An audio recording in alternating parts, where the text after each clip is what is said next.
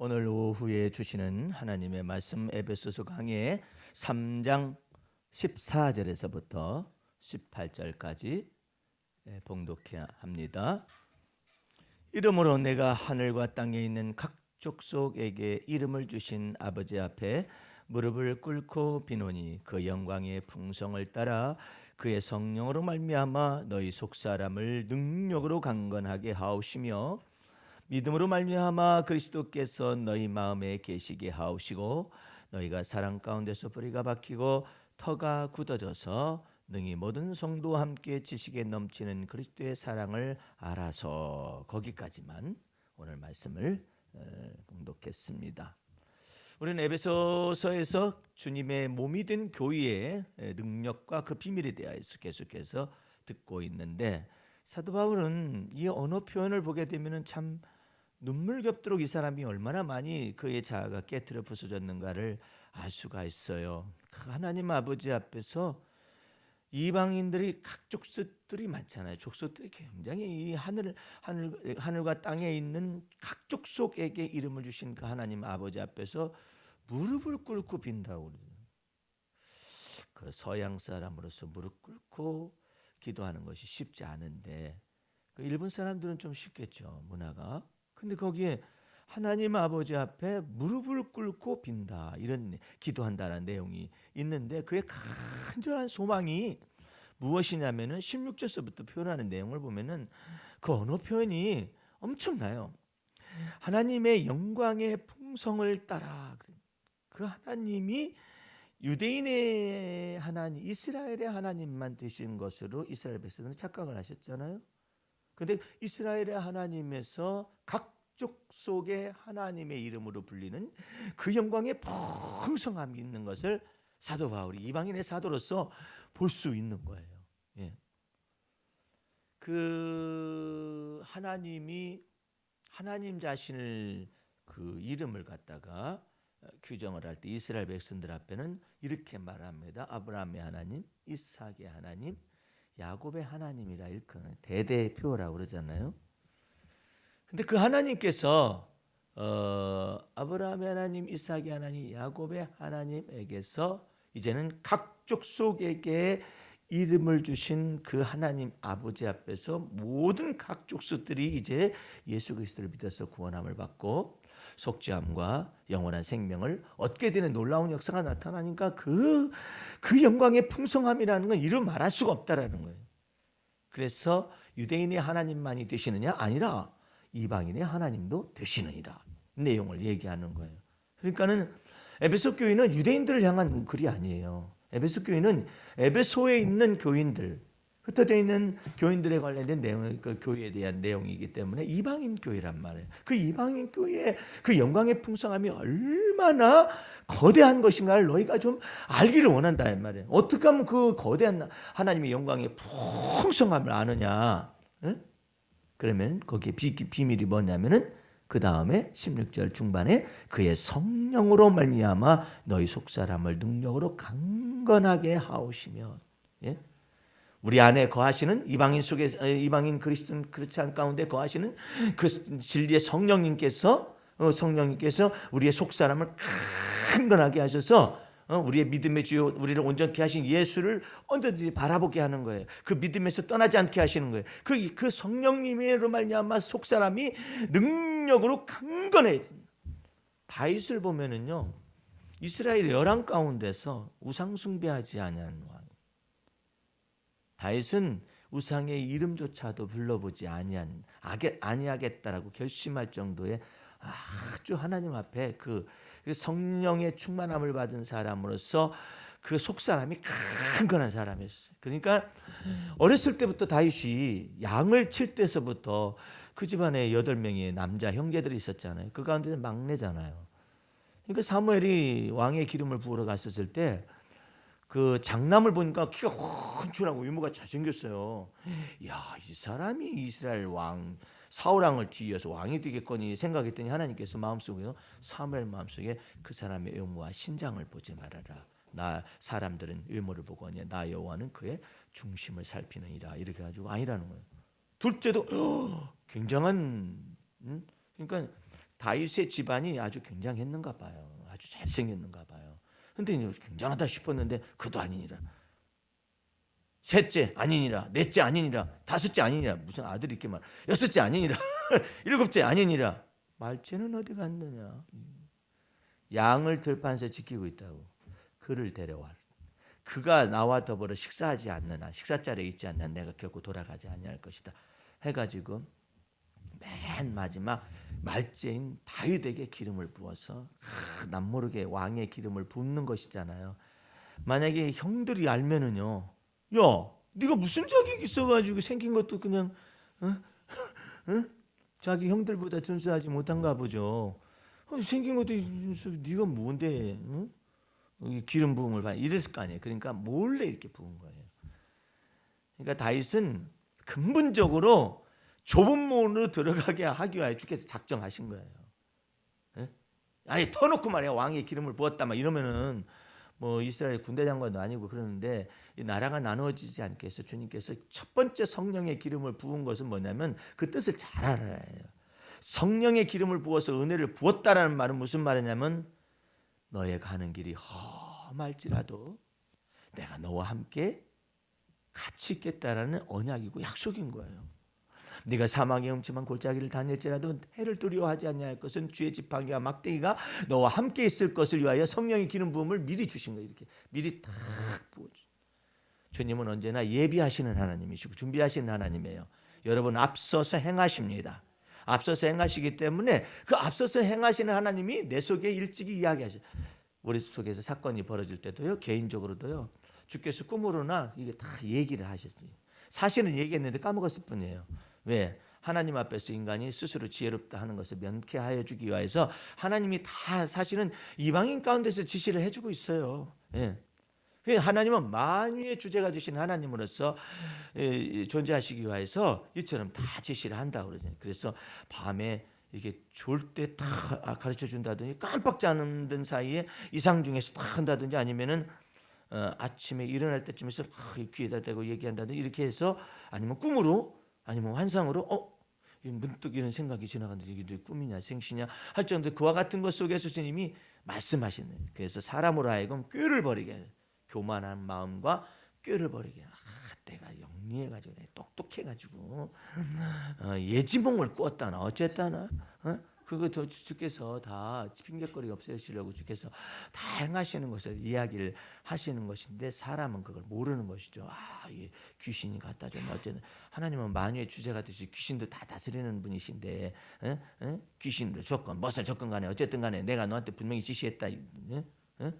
귀신을 동화해서 지시를 했건 어쨌든 간에 하나님께서 어쨌든 만유의 주제가 되시기 때문에 다 이게 지시를 하거나 이렇게 해가지고 사람으로 꾀를 버리게 하기 위해서 주께서 행하신다 이렇게 나타나는데 다윗은 말이 참 귀했어요. 어렸을 때부터요 이 성령이 머물러 있었는가 봐요. 그래서 그냥 어렸을 때 양들을 치면서도 뭐 곰의 발톱에서도 양들을 막대기로 때려가지고 주의 이름으로 막 쫓아내고 막 이렇게 해가지고 양들을 곰의 발톱이나 아니면 뭐 이런 맹수들 속에서 건져냈다고 막 그것들을 막 간증을 하잖아요. 사울왕에게. 그로 인하여서 하나님께서 저 짐승만도 못한 저 골리앗을 이 짐승의 하나와 같이 주께서 되게 하실 거라고 해가지고 갑옷 입으라 하는데 딱 벗어. 사울왕이 칼도 빌려주고 갑옷도 빌려주는 안 어울린대. 자기 나름대로 하나님이 쓰신 방법이 있어요. 딱 벗어제끼고 물맷돌하고 막대기 들고 나가는 거예요. 물맷돌 5하고 막대기를 들고 이게 나갔다고. 그러니까 골리앗이 쳐다볼 때 뭐야 이거? 응? 골리앗이 한 말이 있어요. 네가 나를 개로 알아가지고 막대기를 들고 나왔네. 우리 같으면은 그래 내가 미친 개는 몽둥이가 약이다 해가지고 다윗은 그렇게 말을 하잖아요. 네가 사시는 만군의 여호와 하나님 이스라엘 하나님을 모욕했느냐? 응? 하나님의 군대를 또한 모욕했다. 난 다윗을 생각하면은 생각이요 정말 좋은 지각이 있어요. 아니 지금 만군의 여호와 하나님 그것은 이해가 돼요. 근데 다윗이 지금 골리앗이 이렇게 나가니까요 사울왕도 덜덜덜 떨고 있고 자기 형들도 숯불 속에 덜덜덜 떨고 너 왜 왔냐? 왜 왔어? 뭐 이렇게 하고 다 떨고 있어요 지금. 골리앗 때문에 다 떨고 있거든요. 근데 다윗은 그 떨고 있는 사울왕이나 떨고 있는 이스라엘 백성들에 관하여서 아니면 형들에 관하여서 형 왜 떨어? 떨기는 왜 떨어? 하나님이 돌아가셨어? 뭐 이런 식으로 말하는 게 아니에요. 참 이상해요. 네가 만군의 하나님 여호와 하나님을 모욕했으며 만군의 여호와 하나님의 군대를 모욕했다라는 거예요. 무슨 군대가 그 모양이야? 아니, 무슨 군대가 그 모양이야? 달달 떨고 있는데 이게 무슨 우리 같으면은 아이고 왕이라고 왜 저 모양이냐? 군대라고 말할 수 없죠. 오합 지졸들이 덜덜덜 떨고 앉아 있으니까 숯불 속에 다들 떨고 있었어요. 예. 근데 다윗은 생각하는 바가 달라요. 어떻게 생각하냐면 다윗은 벌써 언약 속에 거하시는 여호와 하나님에 대한 인식이 철두철미했어요. 여호와 하나님은 언약의 하나님이라는 뜻이거든요. 근데 그 언약의 하나님이라는 것이 아주 충실하고 있기 때문에 만군의 여호와 이스라엘의 하나님일 뿐만 아니라 이스라엘 하나님의 군대라고 믿고 있어요. 그것은 이스라엘 백성들이 군대의 자격을 갖췄기 때문에 군대로 간 게 아니에요. 하나님의 군대가 이스라엘 속에 있음을 아는 거예요. 참 놀라운 거예요. 여러분들이 주님의 몸이 된 교회가 되었다는 말의 의미가 뭐냐면 성령님께서 만왕의 왕이시고 만주의 주가 되신 주님께서 하나님께서 성령님을 보내셔서 우리 안에 좌정하게 하셨다는 건 뭘 의미하느냐? 왕 같은 제사장으로 우리를 인정한다는 뜻이에요. 왕은 아니지만 왕 같은 제사장이에요. 그 왕 같은 제사장이라는 것은 하나님의 천사들이 하나님의 군대가 여러분과 내 속에서 보이지 않게 둘러 진을 치고 있다는 걸 의미하는 거예요. 그 엘리사가 이렇게 그 도단성이라는 곳에 이렇게 있었었더니 아람 군대가 야 이거 자기네들이 아람 군대가요. 야 이스라엘 백성 이스라엘 치기 위해서 막 의논을 하는 거예요. 자기네에서 적장들끼리 이제 군대 장관들끼리 막 의논을 하는. 야 이쪽으로 가면 이쪽으로 해서 여기를 딱 치자. 그랬더니 이스라엘 왕이 피해서 어디로 가버렸어요. 어디로 어떻게 해서 발각됐지? 어떻게 해서 정보가 새나갔지? 야 다시 짜자 해가지고 이렇게 해가지고 딱 했더니 또 도망갔어요. 이게 또 정보가 어떻게 샜지? 그러다 보니까 이게 몇 번씩 하다 보니까 이게 문제가 있다. 우리 중에 누군가 첩자가 있다. 해가지고 어떤 놈이냐 막 서로 이렇게 하고 있는데 그 중에 지혜로운 한 사람이 있다가 아닙니다.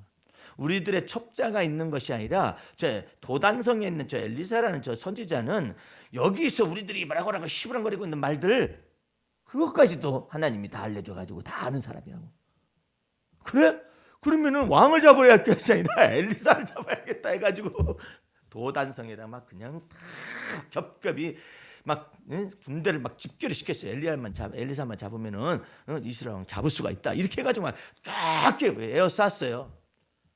에워싸가지고 다음날 이거 가보니까 엘리사의 종 게하시가 가보니까 막 엄청나게 막 적군들이 성을 막 둘러쌌잖아요. 그러니까 큰일 나 싸움나이다.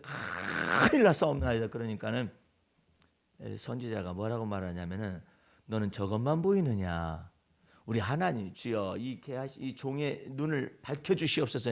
눈을 딱 영안을 열어주었더니 적군들이 둘러싼 사이사이에 하나님의 군대가 가득한 거야. 할렐루야. 이거 봐라. 이거 놀랍다 이거. 하나님의 군대가 적군들 사이에 가득한 거야. 엘리사가 뭐라 하냐면 하나님께 기도. 하나님이여 저들의 눈을 다 어둡게 하여 주시옵소서. 말 한마디에 저들이 갈바를 몰고 다들 눈이 어두워가지고 날 따라오너라. 그러니까 다들 따라가는 거예요. 선지자를 따라가는 거예요. 그래가지고 그 역사가 나타나가지고 혼미백산에 다 도망가 버렸잖아요.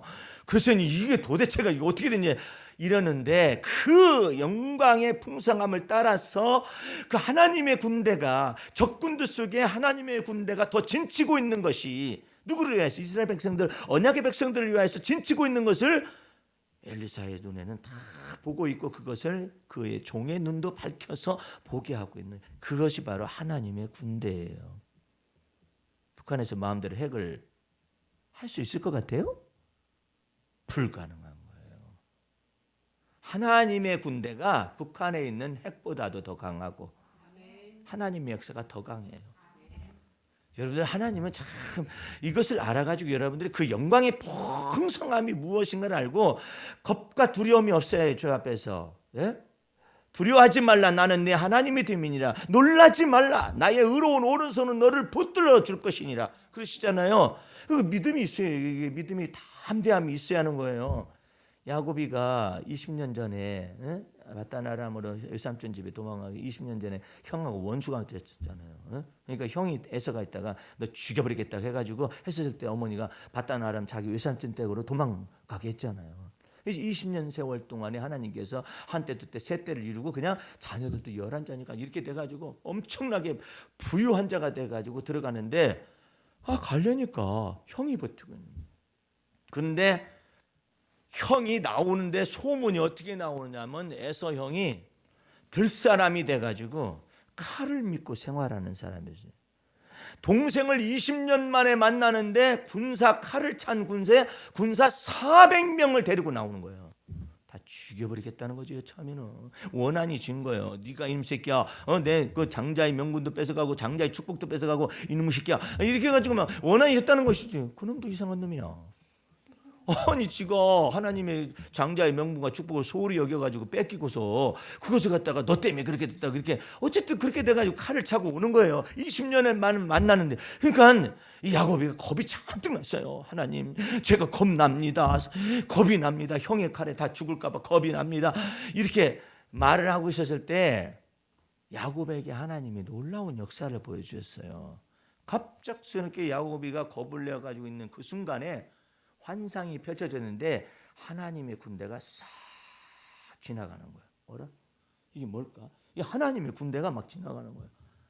지나가더니 싹 사라졌어요. 그래서 그 이름이 뭐냐면 마하나임이라는 이름이에요. 왜 갑자기 하나님의 군대가 나타났을까? 칼찬 군사가 있어요. 칼찬 에서의 형 400명의 칼찬 사람이 있으니까 야곱이한테 너는 하나님의 언약을 받은 자이기 때문에 장자의 명문과 장자의 축복을 받은 자이기 때문에 결단코 너를 해할 수가 없다라는 것을 보여주기 위해서 하나님의 군대가 칼찬 에서의 군대에 앞서서 딱 지나가는 거예요. 그렇지만 야곱은 답답하잖아요. 그러니까 하나님 앞에 꿇어 엎드리는 거예요. 하나님, 제가 이 20년 세월 동안에 하나님이 저와 더불어 함께 계시다고 분명히 약속하셨고, 야곱은 참 묘한 두 얼굴을 가지고 있어요. 주님 제가 겁나거든요. 그러면서 또 당돌하게 뭘 얘기하느냐면 그때 약속했잖아요. 아이고야, 이 사람 아주 대단한 사람. 하나님 제가 지팡이 하나 가지고 기름병 한 명을 가지고 요산편 라반의 집에서 도망갈 때, 요산편 라반의 집으로 도망갈 때 그 중간에서 베델이라는 곳에서 제가 잠을 잘 때 하나님께서 사닥다리 세워주셨죠. 그래가지고 천사들이 오르락 내리락 하는 것도 보여주셨죠. 그뿐만 아니라 그 위에 서서 계셔서 저한테 말씀하셨잖아요. 나는 아브라함이 너희 조부 아브라함의 하나님 네 애비 이삭의 하나님이니라. 내가 너의 누운 땅을 너와 네 후손에게 다 줄 것이니라. 내가 너를 향해서 이루고자 원하는 뜻을 다 이루기까지 결코 너를 떠나지 아니할 것이며 너를 다시 여기 너의 집으로 돌아오게 하리라. 약속했지 않습니까? 그 약속을 붙잡고 하나님과 더불어 단판을 짓는 거예요.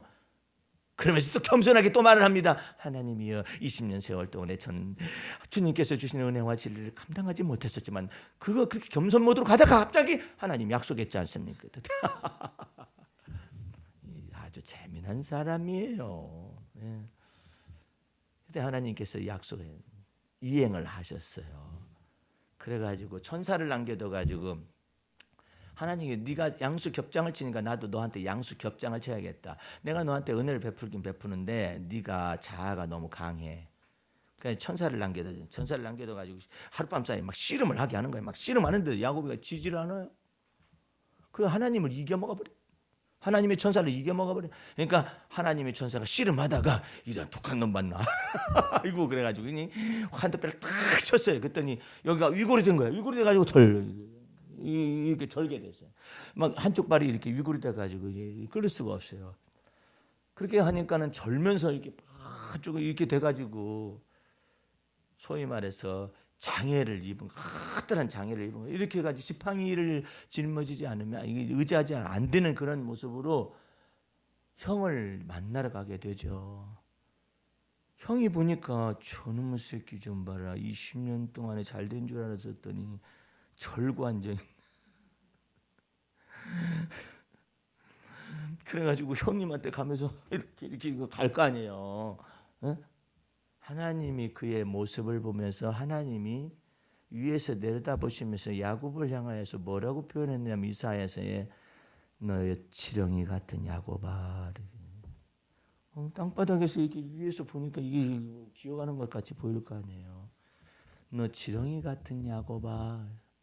갑자기 형의 마음속에 원한이 변화해서 잘 되긴 할 것이지 졌다 이래가지고 나타났냐 하는 극렬된 마음이 탁 솟아가지고 하는데 야곱이가 너무 웃겨요.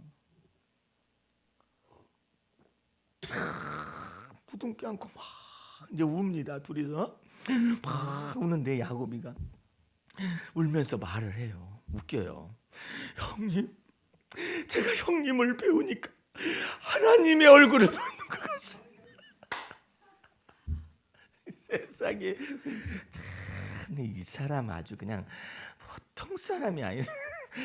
형님의 얼굴을 보니까 하나님의 얼굴을 배우는 것 같습니다. 극전칭이야, 극전칭. 그러니까 형님이 또가 그래가지고 마음이 딱 녹아가지고 이것은 무엇이냐? 아, 이것은 형님의 것입니다 하면서 이것은 이렇고 저렇고 이렇고 저렇고. 야곱이가 칼찬 형님 만나러 갈 때도 순서가 있었어. 첩의 자식들은 먼저 앞에 가. 죽을 때 너 먼저 죽어라. 응? 그 다음에 본처 중에서도 레아가 언니 자식들 그 다음에 가장 사랑하는 라헬은 아내는 안쪽에다 두고 한 대쯤은 이쪽 피하고 두 대로 나눠가지고 그것도 그랬었어요. 두 대로 딱 나눠서 야곱이가 생각을 그렇게 한 거예요. 그게 성경에 나와요. 한 대를 치면 한 대는 피하리라 이렇게 생각했거든요. 근데 형이 갑자기 변화가 됐잖아요. 한 대 치면 한 대 친다고 했잖아요. 이게 무엇이냐? 이게 다 형의 것입니다. 아이고야 요 머리 굴러가는 것 좀 봐라. 하나님이 야곱에게 그 언약을 따라서 축복을 하셔요. 근데 아직도 자아가 남아있어. 연단의 분량이 남아있는 거예요. 아직 욥처럼 순전하고 정직한 면이 하나님을 경외 악을 떠난 것이 없는. 그러니까 이걸 다뤄야만 해. 그래서 딸 디나가 강간을 당하고 그 다음에 또 가장 사랑하는 아들 요셉이 죽었다라고 생각되어지는 애굽으로 노예로 팔려버린 거예요. 그래가지고 막 그 세월 그동안에요 야곱이가 한 17년 18년 사이에 폭삭 늙어버렸어요. 가장 사랑하는 아내라고 생각한 라헬에 그렇게 색동옷 입혀가지고 사랑스럽고 뭐 이런 그 아들을 잃어버린 거예요. 죽었다고 생각한 거잖아요. 폭삭. 그래서 남아있는 것은 뭐만 붙들고 있냐면은 요셉의 동생이 있었어요. 베냐민이라고 있거든. 그 라헬의 막내 베냐민을 낳고 죽었어요. 베냐민 낳다가 죽었어 라헬은. 근데 이 베냐민만 붙들고 있는 거예요. 이 영감태기가. 그냥 베냐민 다른 뭐 첩의 자식들은 별로 생각을 안 하고 베냐민만 붙들고 앉았는데 아이 갑자기 형들이 그 애굽에 양식이 있다 해가지고 거기다 보냈었더니 거기 말이야 커다란 총리 되시는 분께서 모략을 써가지고 어떻게 해가지고 너희들이 내 잔을 갖다가 금잔을 갖다 훔쳐가서 이놈의 새끼들 금잔을 요셉이가 몰래 너가 넣은 거 아니에요. 그래가지고 그 아버지가 웬 잔이냐 이 금잔이 이 총리가 마시는 금잔을 황금잔을 있다. 그래가지고 이거 큰일 났다 해가지고 했더니 너희가 감히 내가 너희한테 아량을 베풀고 관용을 베풀고 이렇게 양식을 줬건만 감히 내 잔을 훔쳐 하니까 막 죽을 줄을 쳤습니다. 이제 이렇게 형들이 다 요셉의 무릎 앞에 무릎을 꿇었어요. 드디어 11별이 절을 하는 겁니다. 야곱 요셉에게. 그렇게 됐는데 10별이 이제 절을 한 거잖아요. 근데 얼굴 요셉도 지혜가 있기 때문에 얼굴을 굳었다 폈다 다.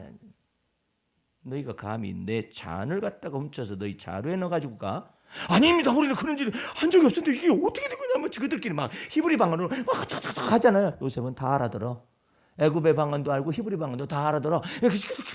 그러니까 우리가 그때 동생을 갖다가 요셉이 동생을 갖다가 죽이지 말았어야 하는데 그때 굴에다 집어넣고 주고 시기하고 질투해가지고 그러니까 하나님이 우리에게 벌을 내리시는 거야 하면서 그때 히브리 방언으로 막 회개를 하고 난리를 치는 거예요. 요셉이 예? 그러고 막 있는 거야. 요셉이가 자기 동생이 너무나 그립고 아버지가 너무나 그리우니까 모략을 딱 씁니다. 너희가 살아남으려면 너희가 형제가 전부냐? 아닙니다. 하나가 있는데 아버지는 그 아들만 믿고 삽니다. 이렇게 된 거예요. 그러니까 그 아들을 데려와. 그러면 너희가 나를 향하여서 정직한 것을 내가 증명하리라. 그러니까는 그래가지고 그래요 알겠습니다 해가지고 이제 아버지한테 가가지고 아버지 이런 사정이 저쩌고 이렇게 했더니 아버지 저희가 잘못됐습니다. 저를 차라리 죽여주십시오 이런 식으로 말을 해가지고 아버지 그분이 갖다가 이 총리 되시는 분께서 아들을 데려오라 하십니다. 누구를? 베냐민을요. 그래? 너희가 살아남으려면 어쩔 수 없지 해가지고 베냐민을 보내는 것이죠. 베냐민을 다 보냈는데 그러면서 그 앞에서 또 자기는 이렇게 히브리 방언으로 우리가 하나님께 죄를 얻었고 요셉에게 죄를 얻었구나 하면서 막 그러니까는 요셉이가 저 안에 들어가지고 성을 이기지 못하고 울고 그다음에 얼굴 탁 씻고 나와가지고 또 얼굴을 또 앞에 앉으면서 그래 너 아버지는 잘 있냐? 예 아버지요? 아버지 살아계시는데 아버님은 왜 물으십니까? 알았다. 이렇게 해가지고 이제 그 사건이 진행해서 마침내 아버지도 요셉이가 죽은 줄 알았다가 요셉이 애굽의 총리만 타는 황금마차를 보내고 난 다음에 가잖아요. 가면서 그때 막 절을 하잖아요. 네? 야곱이가 험악한 세월을 지냈었지만은 그 험악한 세월 속에서 자가 깨트려지고 부서지고 막 이랬어요. 그렇기 때문에 믿음의 조상 아브라함도 할 수 없는 거, 이삭도 행할 수가 없는 디테일하고 섬세한 하나님의 그 은혜의 풍성한 두뇌에 연단을 받아가지고 시각의 연단을 받아가지고 12 아들들에 관련된 장래의 예언을 쫙 합니다. 12 아들들에 아브라함은 그럴 만한 자식이 하나밖에 없어서 그렇지도 않지만 그것을 하지는 않네요. 그거 맡겨진 부분은 아니에요. 야곱은 참 성질이 참 묘한 사람이야. 이게 막 12번 변하는 사람일 수 있어요. 그런데 12번 기질이 변한다 할지라도 하나님의 언약을 굳건히 붙잡고 있어요. 그러니까 은혜의 줄도 붙잡고 있고 지 머리도 돌아가고 난리가 나요. 그럼에도 불구하고 우리 주님께서 그 영혼을 다 다스렸어요. 막 연단을 시켜가지고 하나님의 마음에 쏙 마음에 들으니까 드디어 죽기 전에 막 예언을 합니다. 막 자식들에 관련된 예언을 이스라엘 12지파에 관련된 예언을 쫙 하는 것이죠. 오늘 여러분의 기질이 어떠하다 하고 그 다음에 약점이 무엇이고 강점이 무엇이고 우리 주님이 다 하심에도 불구하고 여러분 속에 성령을 다 부으셨어요. 부으셔가지고 여러분을 하나하나 약속된 대로 완전케 하시기 위해서 성령의 능력이 성령께서 여러분 안에 들어와 계셔요. 할렐루야. 그 성령으로 말미암아서 속사람이 강건해질 때 그 언약을 붙들어요. 언약을 주님의 언약을 붙들어서 주님이 나의 갈 길 다 가도록 예수 인도하신 것을 마음속에 믿어야 해요. 그래서 성품의 변화가 나타나고 기질의 변화가 나타나고 주 앞에서 막 내놔야 해요. 주님 저는 이런 기질이 있는데 이런 기질 가운데서 내가 주의 이름을 부르나이다 해가지고 주님 제 속에 들어오시옵소서 그래야 해요. 들어와 달라고 해야 해요. 약속이 이행이 되려면 주님 앞에 요청을 해야 해요. 어떻게 하면 주님 제 유전적인 기질 속으로 들어와 주시고 제 성품 속으로 들어와 주시고 인격 속으로 들어와 주셔서 내가 하나님의 성품에 참여할 수 있도록 주여 나를 바꿔달라고 그러면은 여러분을 여러분 되게 하셔서 하나님의 성품에 참여케 하시. 여러분 보고 박목사처럼 되라고 말하지 않습니다. 나보고 여러분처럼 되라고 말하지 않습니다. 왜냐하면 자기 십자가가 달라요. 그런데 그 속에서 그 성령을 우리 안에 부어주셔가지고 강건하게 하시는 믿음을 잃어버리지 않게 하는 거예요. 그 믿음을 잃어버리지 않게 하는데 그 다음 구절 보세요. 17절 말씀, 믿음으로 말미암아 우리 속에 성령께서 믿음을 막 불러일으켜서 믿음으로 말미암아 그리스도께서 너희 마음속에 계시게 하옵시고, 언제나 여러분의 마음속에 여러분의 형편과 사정 속에 그리스도께서 계시도록 믿음을 사용해야 해요. 할렐루야. 믿음을 이렇게 사용하시기 바랍니다. 이게 딱 사용하라고요. 믿음을 이렇게 사용. 돈을 주면은 돈을 꽁꽁 가지고 있다가 혼자 여기다가 매 가지고 있다가 얼어서 죽는 게 아니라, 어떤 할머니가 그랬다냐, 이게 돈 누릴 줄을 모르니까 돈은 잔뜩 방바닥에도 있고 막 그러는데 냉방에서 자고 그다음에 여기다가 돌아가시고 난 다음에 보니까 여기 온몸에 칭칭칭 돈을 감고 앉아 있습니다. 그건 무슨 소용이 있어? 써야 할 게 아니에요. 써야 이 믿음을 사용을 해야 해요. 이 믿음을 사용하되 뭐냐면 우리 마음속에서 불안할 때 그리스도가 내 마음에 계시게 하옵시고, 할렐루야. 두려울 때 그리스도가 내 마음에 계시게 하옵시고, 여행할 때도 그리스도가 내 마음에 계시게 하옵시고. 앞서 행하시는 주님, 저희 어머님이 골절이 돼가지고 이제 CT 촬영을 발목을 해야 하는데 보훈병원에서 뭐라고 하느냐, 하도 사람이 많으니까 아니 CT 촬영을 하려고 했더니 2주 후에 오래요. 아니 그러면 내가 2주 후에 말이 안 되지. 2주 후에 오면 어떡하라는 얘기야. 지금 응급실에 와가지고 이것 때문에 CT 촬영을 해는데 해가지고 먼저 딱 잡았었더니 그날 간 날 해주긴, 다음 날 해준다는 거예요. 다음 날. 그러니까 우리가 이날 갔다 그러면 그 다음 날 해준다는 거예요. 그것도 빠른 셈이잖아요. 그러다가 우리가 저기 오는 날 그때쯤으로 바꿔주면 어떨까 해가지고 갔더니, 그러면은 이것을 취소하고요, 다음에 오는 날 같이 합해주겠습니다. 이렇게 된 거예요. 며칠 후에, 한 이틀 후에나. 그랬더니 취소한 것과 동시에 마지막으로 됐었던 그것이 딱 나가버렸대. 이 전산으로 인해서 딱 다른 사람이 되고 이제 막힌 거예요. 아니 그것까지 막혔는데 어떡하죠? 그래서 이거 그러면 언제 돼야만 합니까? 이것이 막혔기 때문에 어쩔 수 없이 2주 후에로 간대. 그래서 내가 간호사한테, 간호사님, 저희 어머님이 연세가 이렇게 되시는데, 아니 골절이 이렇게 됐는데 또 유공자 가족이잖아요. 아니 그런데 2주 후에 오면 다 굳어가지고 어쩌란 얘기야? 에?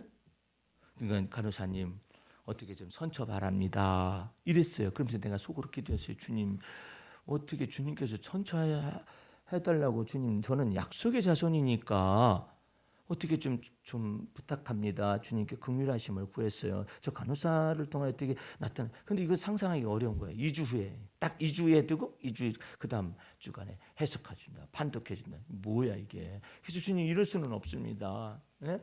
제가 이렇게 되면 저 복잡해져요. 나 복잡해지면 주님도 복잡해지셔요. 예? 그러니까 이 스케줄을 어떻게 정하셔야지.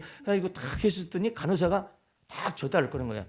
저기 여기 바쁜 환자가 있는데, 그래서 어떻게 되냐. 근데 그때가 마침 점심시간 바로 직전이야. 이제는 전화만 넣으면 점심 먹으러 가는 거예요. 그 CT 촬영 기사가. 그래서 이렇게 했더니 뭐라 하냐. 내가 전화 걸 때, 주님 저 전화 벨소리에 그냥 주께서 임재하여 달라고 그러면서 내가 많이 쳐다보면서 이렇게 하고 있었더니 간호사가 다 쳐다보고 전화하고 막 이러더니 됐다는 거야. 그래서 언제 어느 날 됐다는 얘기야? 지금 바로 이 시간 올라가시면 됩니다. 어이구야, now and here네. now and here. 여기서 끝내는 거야. 할렐루야 해가지고 하나님 이 일에 관해서 주께서 긍휼하심을 베푸시고 때를 따라 돕는 은혜를 주신 내 형편과 사정을 생각해 주셨다고 해가지고 가가지고 어머니 2주 후에가 아니라 오늘 바로 이 시간에, 점심시간 바로 직전에 올라오래요. 그래가지고 부랴게 올라갔어요. 올라갔더니 점심 먹기 바로 직전에 전화 받았다고 하면서 어머니를 딱 찍고 점심 먹으러 가는 거야. 기사가. 그렇지 않으면 2주야. 그 타이밍, 절묘한 타이밍 속에서도 주님이 자비를 베푸는데 수간호사가 능력이 있어서 그런 것 같기는 해. 그런 것 같긴 한데 그것을 그 수간호사가 능력이 있어도 기사가 나 밥 먹으러 가야 해요. 나 일이 많아가지고. 그리고 그 사람 오기 전에 찍을 사람 한 사람 또 있으니까 안 돼요. 안 됩니다. 지금 이렇게 하면 그만이에요. 그런데 양쪽의 사람의 마음의 문을 열고 닫고 하시는 분이 누구냐면 주님이셔요. 주님께서 뭐라 하냐면 내가 친히 다윗의 열쇠를 가지고 열면 닫을 사람이 없고 닫으면 열 사람이 없는 그 열쇠를 가지고 말씀하신다는 내용이 나와 있어요. 요한계시록 3장 7절 말씀에 열면 닫을 사람이 없대. 닫으면 열 사람도 없고. 그 주님께서 열어줬겠습니까? 이쪽 사람의 마음도 열고 기사의 마음도 열어가지고 그냥 올라가셨더니 알았어요. 거기 계세요. 그랬더니 탁 찍어가지고 그날 바로 해석돼가지고 그날 처방돼가지고 이게 얼마나 놀라운 속전속결이에요. 내가 여러분에게 말하는 건 뭐냐면 하나님은 때를 따라 돕는 은혜를 베푸실 수도 있다 이거야. 그걸 믿어야 해요. 목사님 그거 아주 그냥 때를 잘 탄 것 같은데요. 그 때를 주님이 정하신다고. 주님이 거기서 은혜를 베푸셔야 되니까. 그 다니엘이 가요.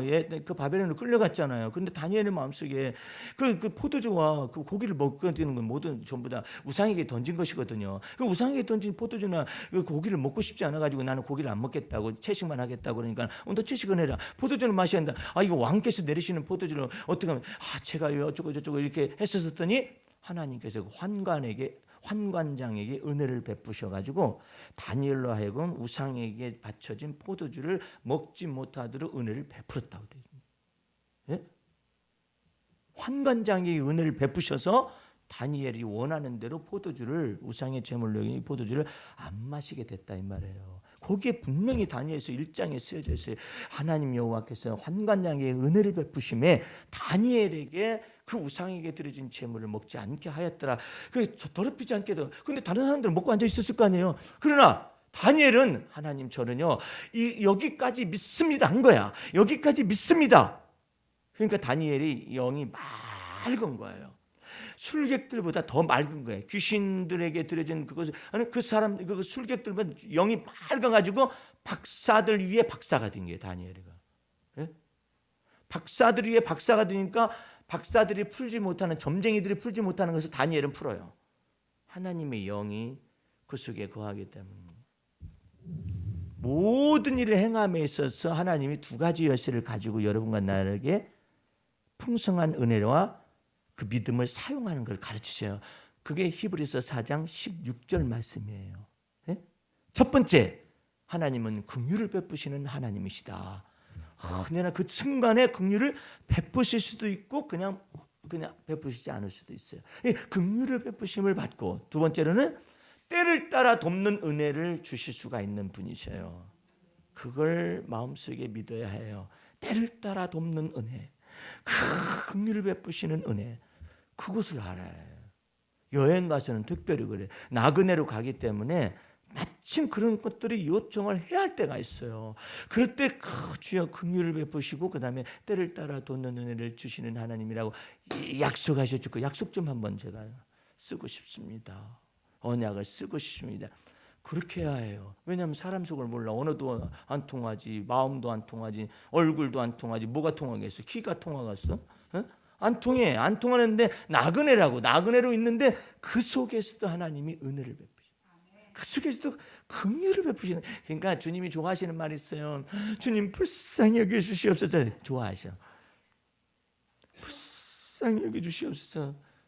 집에 개도요 불쌍한 척해요. 너 똥을 여기다 싸놨어 그러면 떨어요.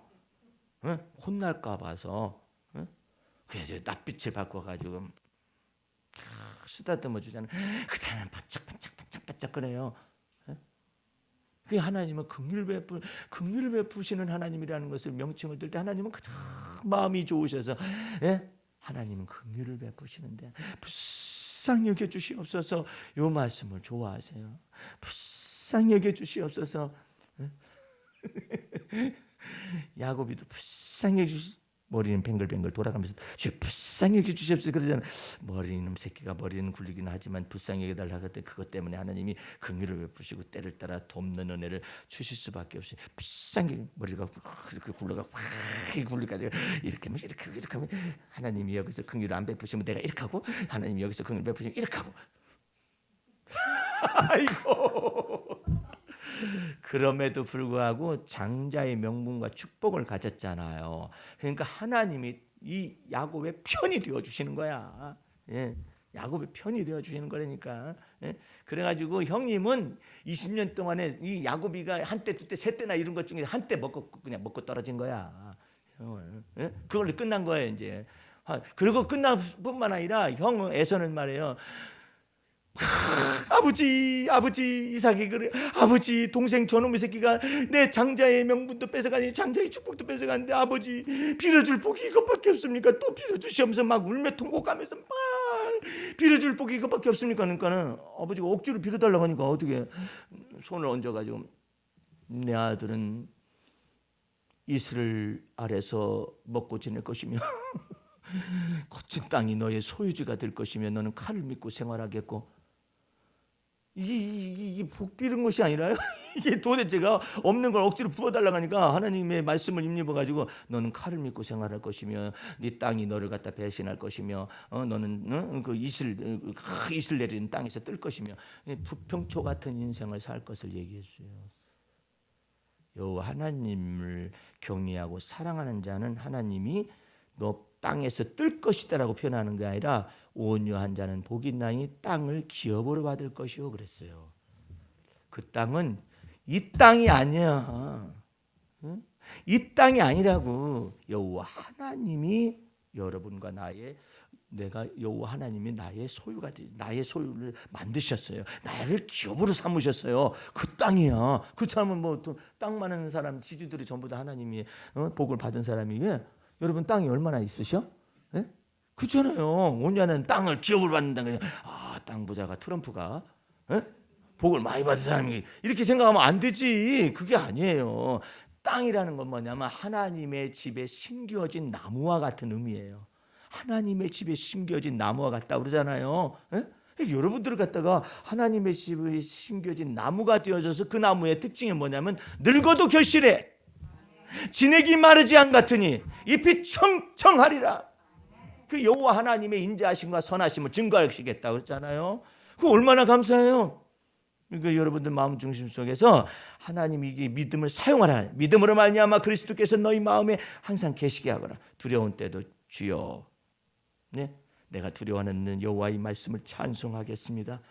주여 제가 이렇게 불안한 때는 주님을 바라보겠나이다. 이렇게 믿음을 자꾸 쓰란 말이에요.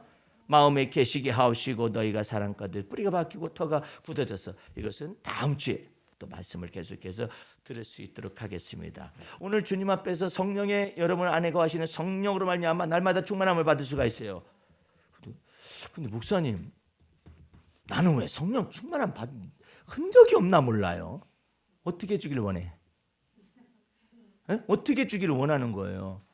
등이 뜨끈뜨끈하다고 그러던데 성령 충만함 받으면은 그런 사람은 아직 약한 사람이기 때문에 그래.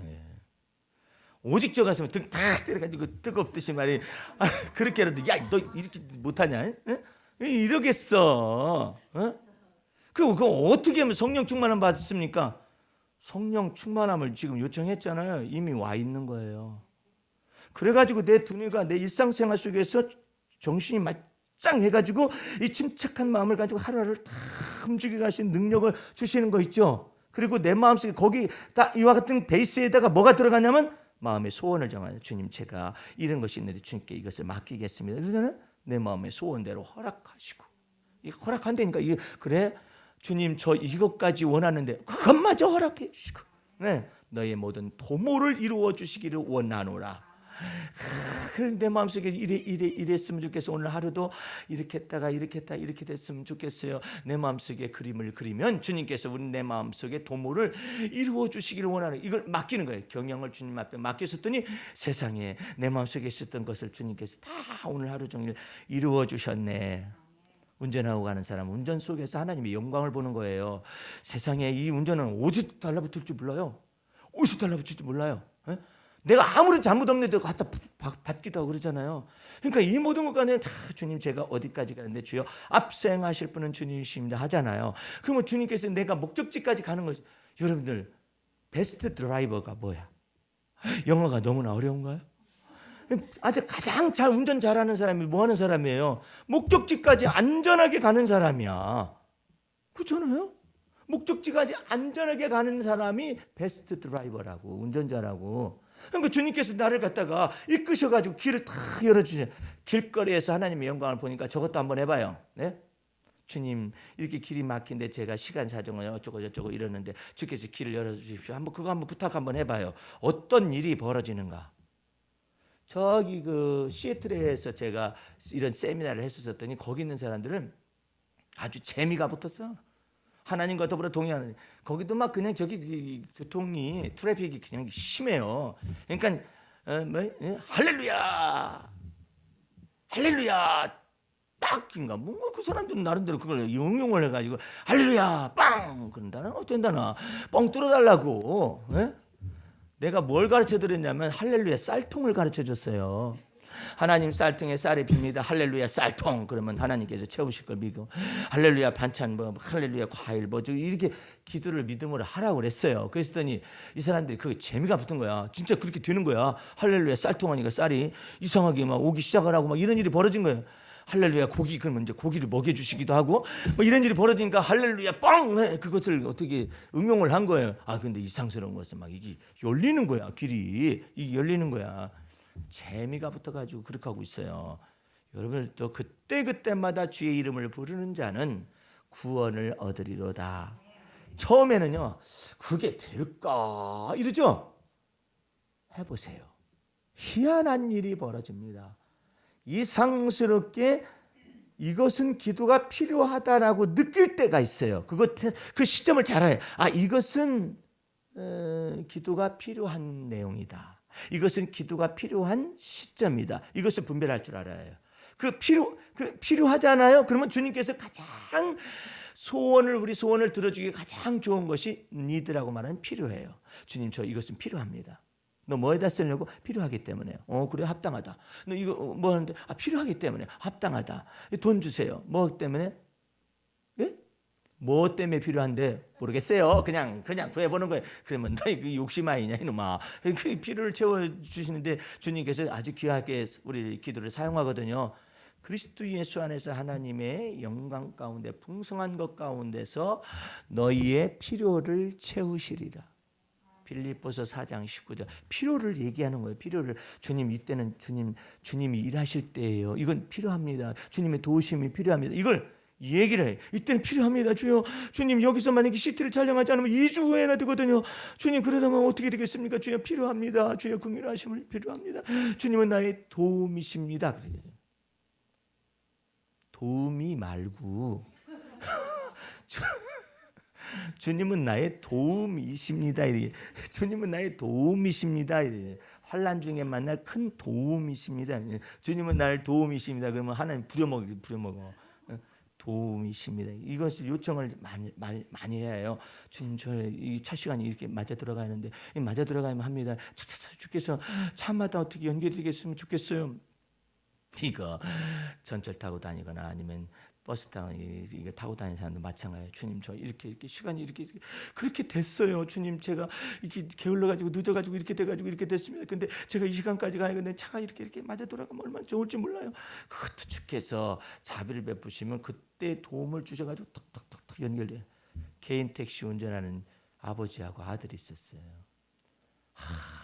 빚이 많은데 밤낮으로 뛰어도 안 갚아줘. 그래가지고 제 세미나에 어떻게 시간을 내서 참석을 했어요. 그래서 택시 타러 오는 사람들은 어떻게 와요? 했더니 지발로 온대. 그럼 문제가 있지 주사님. 지발로 오는 것이 아니라 하나님이 보내시는 것이라고 믿어야 해요. 그랬더니 손님도 하나님이 보내셔요? 그래. 아니 그러면 지가 어떻게 와? 아니 지가 어떻게 오느냐 말이에요. 손님이 하나님이 보내시니까 이 차를 타게 하는 거야. 여러분들 택시가 이렇게 있잖아요. 그러면 변덕 있는 사람은 앞차 보고 딱 뒤로 가야 돼. 뒤에 가서 타면 어쩔 수가 없어요. 이 묘한 일이 벌어져요. 그러니까 손님을 내 차로 보내게 하시는 분은 하나님이신 것을 마음속에 믿어야 주께서 역사하시는데 빚 갚고 싶으면 목사님 혹시 저것도 될까요? 묻는 거예요. 뭔데요? 타자마자 바로 손님 가능할까요? 주님께는요? 가능하지. 믿어봐. 예. 그 다음에 또 하나가 있는데요. 뭔데요? 더블. 이게 뭐 같이 승합하는 거 있잖아요. 그렇게 되면은 같은 거래상에서 두 사람 돈을 받을 거 아니에요. 그것도 가능해요. 주님과 더불어 상의해봐요. 그래가지고 그날 이 집사님이 메시지를 받고 나갔어. 한 바퀴 돌아가지고 다음날 이제 오는 거예요. 다음날 오더니 목사님 11조 딱 강대상에다 딱 올려놨어요. 어떻게 된 거였더니 목사님 이상한 일이 벌어진 것은 가자마자 손님 있고 가자마자 손님 있고 가자마자 따블이고 가자마자 성합이고 이거 정말 이상한 일이 벌어져가지고 이렇게 하면 빚 금방 갚겠는데요. 맛보아하는 거요 집사님. 언제나 그런 건 아니야. 언제나 그런 것은 아니지만 하나님의 선하심을 맛보아 알게 하기 위해서 지금 한 것이니까 언제나 그렇다고는 생각지 말 때 믿음으로 그것을 구할 수는 있어요. 자비하심을 베풀어 달라고. 하나님 제가 빚이 이렇게 많아서 다른 사람 훔치는 것도 아니고 차량을 운행하니까 차량을 운행하는 것 속에서 저는 하나님의 영광을 보고 싶습니다. 할렐루야. 공무원은 공무원 속에서 하나님의 영광을 봐야겠죠. 그죠? 거기서 최순실을 만나면 안 돼. 큰일 나는 거야. 박근혜 씨한테는요, 아버지에 대한 모든 유신 독재의 망령이라든지 이 모든 것을 깨끗하게 하나님이 다 씻어버릴 수 있는 계기를 대통령 될 때서부터 선거의 여왕으로 있을 때부터 기회를 주신 거예요. 저 사람은 그 회개할 기회를 놓친 거예요. 만약에 독재자의 딸로서 대통령이 돼가지고 끝을 잘 마무리됐어 보세요. 모든 허물이 다 경감됩니다. 박정희 시대도 잊혀집니다. 예? 그 아버지는 그랬었는데 그 딸은 이처럼 공평하고 정직하게 국정을 처리하며 이 모든 것에 관해서 깨끗했더라.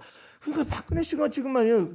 교도소에 억울하고 막 분통에 눈이 텅 붓도록 그게 뭐겠어요? 왜 나는 아무도 안 받았는데 나를 갖다가 뇌물 받았다고 그러냐? 근데 통장 조사해봐라. 그래, 통장 조사해봐라. 그게 문제잖아요. 근데 그게 뭐예요? 직권남용이잖아요. 그 직권남용은 아버지 뜻도 있었던 거예요. 왜 그런 것들을 몰라?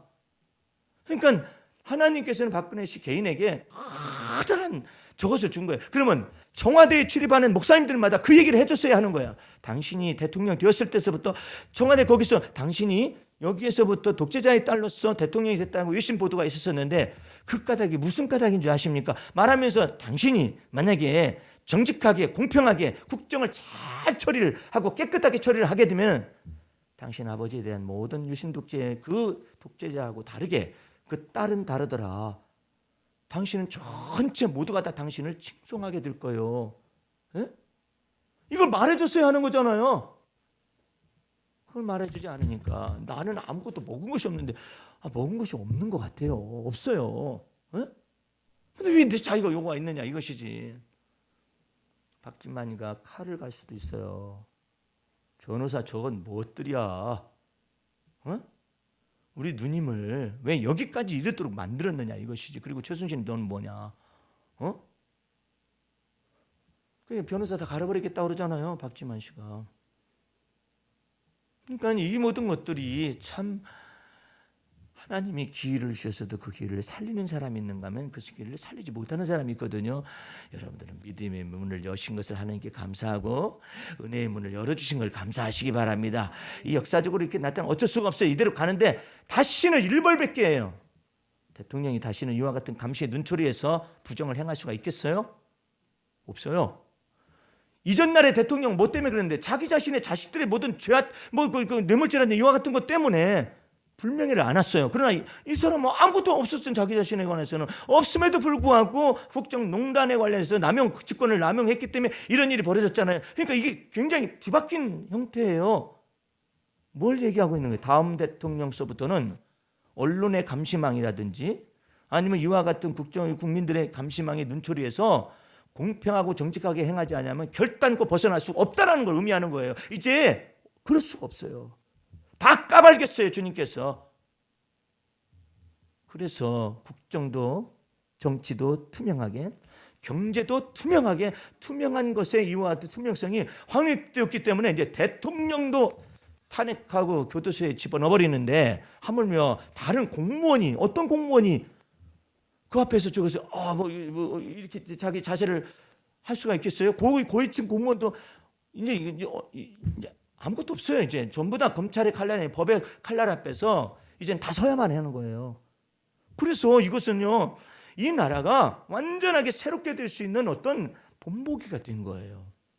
그러니까 이제 하나님께서 이 나라 속에 얼마나 하나님께서 또 축복을 하시겠으며, 일국 속에서도 이제는 이 정치적인 민주화에다가 경제적인 민주화까지 전부 다 이뤄내게 되면 이제는 마음 놓고 투자를 할 수 있겠다고 생각이 돼서 나라의 경제가 이것이 다시 부흥할 수가 있고 무역의 길들이 열릴 수가 있어요. 하나님의 놀라운 은혜가 여러분 개인 속에도 이와 같이 나타나시기 바랍니다. 그래서 주님 앞에서 은혜의 문을 열어주신 것이 얼마나 감사한데, 믿음의 문을 열어주신 건 얼마나 감사한데, 그리고 이 메시지가 들어가가지고 내 마음속에 믿음이 막 샘솟게 하는 것도 감사한 거예요. 나도 한번 해봐야지 해가지고 하나님의 선하심을 맛보알고 은혜를 맛보알고 막 자꾸 적용을 해보는 거예요. 믿음으로 그리스도가 우리 마음에 계시게 하는 거예요. 이때도 계시게 하고 이때도 계시게 하고 이때도 계시게 하고 계속 해보는 거야. 그래서 하나님 앞에서 그 그리스도 안에서 영광의 풍성한 열매들이 가득하시기를 주의 이름으로 축원합니다. 기도하겠습니다. 우리 하나님 아버지 감사 찬미 올립니다. 이 오후 시간에도 하나님께서 마음 문을 열어서 성령께서 교회에게 하시는 음성을 들을 수 있게 도와주시고, 이 영광스러운 교회에 주님의 몸된 교회 속에 나타난 바 성령의 권세와 예수 그리스도를 믿는 믿음 안에 나타난 놀라운 열매들이 가득하게 도와주시옵소서. 지금은 우리 구주 예수 그리스도의 은혜와 하나님 아버지의 그 무한하신 사랑과 성령의 감화 감동하심이 오늘 말씀을 듣고 귀가하여 한 주간 동안 승리의 삶을 살기를 원하는 성도들 머리 위에 지금부터 영원까지 함께 하시옵기를 간절히 축원하옵나이다. 아멘. 할렐루야.